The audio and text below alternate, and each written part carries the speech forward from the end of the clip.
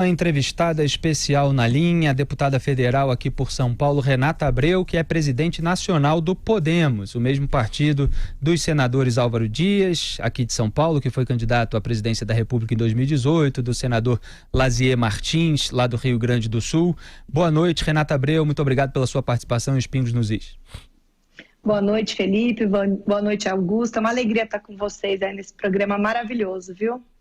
Obrigado. E já que membros do governo e do PSL acabaram se unindo para permitir, para fazer essa concessão de que o COAF volte mesmo ao Ministério da Economia, por que o Podemos insiste no STF para que o órgão permaneça na pasta comandada pelo Sérgio Moro?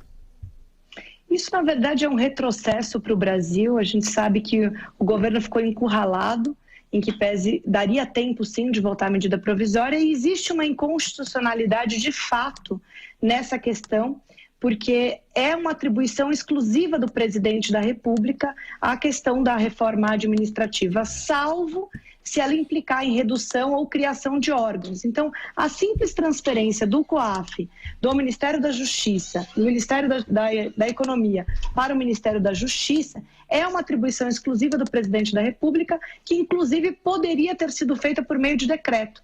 Então, você tem um vício de iniciativa, você tem uma inconstitucionalidade neste ponto que nós do Podemos estamos questionando no Supremo. Desde o início, nosso posicionamento foi na comissão, na Câmara, no Senado, e não nos conformamos que a decisão do presidente da República não seja respeitada. Então, esse é o nosso posicionamento e estamos questionando no Supremo para que esse ponto volte e seja restabelecido o que combate à corrupção que todos nós conquistamos com a atuação do ministro Sérgio Moro. Renata, boa noite, é um prazer falar com você. Eu queria saber se é essa argumentação usada na representação encaminhada ao Supremo. Quer dizer, o Legislativo não deve deliberar sobre assuntos que são da área do Executivo, é isso? Exatamente. O artigo 84 da Constituição Federal prevê as competências exclusivas do presidente da República. E esse ponto específico é uma competência exclusiva do presidente da República. Então, não deveria ter sido feito desta forma, existe uma inconstitucionalidade e é isso que nós estamos pleiteando no Supremo. Eu só acrescento que eu concordo inteiramente com você, porque essa interferência seria muito parecida aí com a eventual interferência do presidente da República numa reforma administrativa feita na Câmara ou no Senado, não é? Exatamente. Agora, esse ponto. Deputada, mas o Podemos, com essa ação direta de inconstitucionalidade, essa ADIM no STF, ele pede então que o COAF permaneça nas mãos do Sérgio Moro, mas nesse caso não haveria a volta à Câmara dos Deputados? Seria uma decisão do STF que seria definitiva?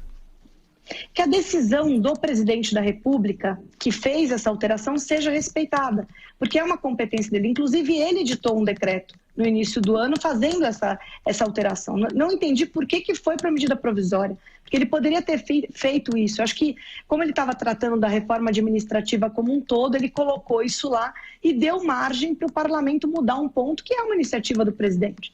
Então, não caberia. Ele poderia, inclusive, reeditar um decreto e reestabelecer isso. Mas como a gente sabe também que as forças políticas contrárias e que estão anuindo com a corrupção estão atuando, nós preferimos entrar com a ADIM para garantir e dar força, inclusive, para o presidente, caso ele queira editar um decreto e reestabelecer o COAF com o Ministério da Justiça. José Maria Trindade de Brasília tem uma pergunta para a senhora. Diga, Zé. Deputado, eu conversei hoje com líderes e o líder do DEM me disse uma frase interessante, de que é verdade, o presidente poderia fazer a transferência através de um simples decreto, mas quando ele assinou a medida provisória, ele entrou noutra seara, que é a de que as medidas provisórias podem ser modificadas pelo Congresso Nacional. E isso está também na Constituição, né? Mas agora o presidente assinar um decreto já fica meio complicado, quer dizer, teria que ser mesmo através da Justiça, né? Então, na verdade, a própria sanção tácita do presidente com relação à medida provisória não tira a inconstitucionalidade da norma, né, que tem um vício de iniciativa. Ela tinha que ter sido proposta pelo presidente da República. Então, existe uma inconstitucionalidade de fato que não vai, mesmo ele sancionando a medida provisória, existe ainda essa inconstitucionalidade. E é isso que nós estamos trabalhando. Eu acho que, inclusive, dá margem, sim, para o presidente repensar e reeditar editar um decreto fazendo essa alteração novamente, como já fez, e deveria ter sido mantido.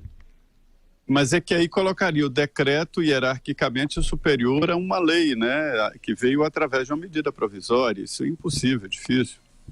Perfeito, por isso que nós estamos questionando a inconstitucionalidade, para derrubar esse ponto e que ele possa fazer por decreto. Agora, deputada, mudando um pouquinho de assunto, aproveitando aqui a sua disponibilidade, a sua entrevista, outro dia saiu uma notícia de que ao menos 5 partidos, o Podemos da senhora, o PSC, o Cidadania, o Patriota e o PV, planejavam a criação de um bloco independente na Câmara dos Deputados para ganhar mais espaço político e por insatisfação com a conduta do Palácio do Planalto. Esse bloco está sendo formado? Qual é o posicionamento desses partidos?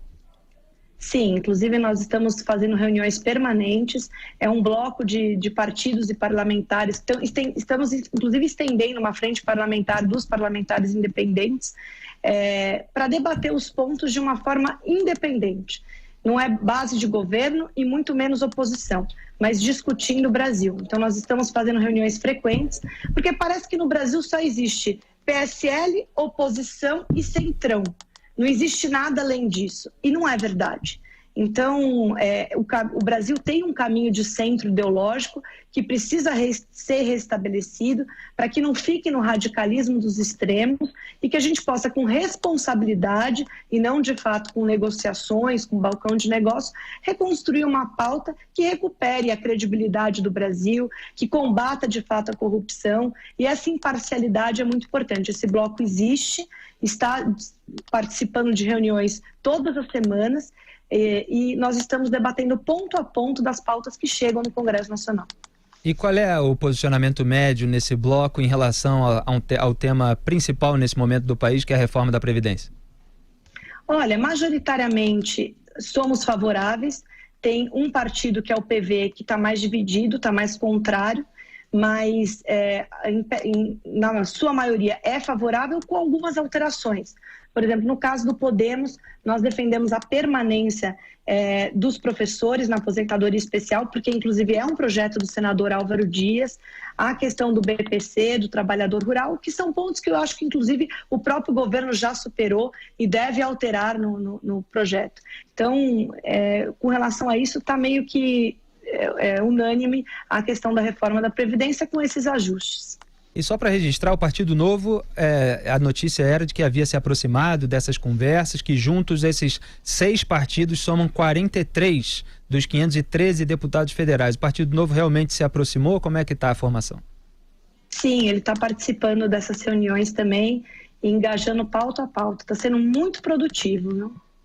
Muito obrigado, deputada federal por São Paulo, Renata Abreu, presidente nacional do Podemos, pela participação em Os Pingos nos Is. Boa noite, bom trabalho. Um grande abraço a todos.